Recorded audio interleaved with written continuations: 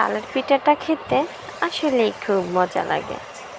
তালের পিঠা খায় না এমন মানুষ খুব কম পাওয়া যায়। আমার তো খুবই ভালো লাগে তালের পিঠা খেতে, গরম গরম চুলা থেকে নামিয়ে। ছোটোবেলা প্রচুর খাইতাম যখন দাদু ছিল, দাদু বানাইতো আর চুলার পাশে বসে বসে খাইতাম, কিন্তু এখন আর আগের মতো খাওয়া হয় না। আর তাল নেওয়াটা খুবই বিরক্তকর একটা কাজ আমার কাছে, কার কাছে কেমন জানি না, এই কারণে আমি নেই না।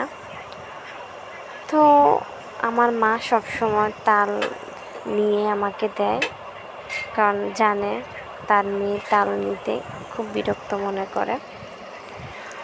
তো এই পিঠাটা খাওয়া পরে সব সময় তালের সিজনে, কিন্তু তালের যে পোড়া পিঠাটা, ওই পিঠাটা বানানো হয় না।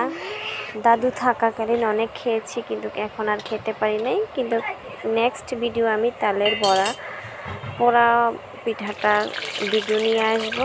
সবাই ভালো থাকবেন, আল্লাহ হাফেজ।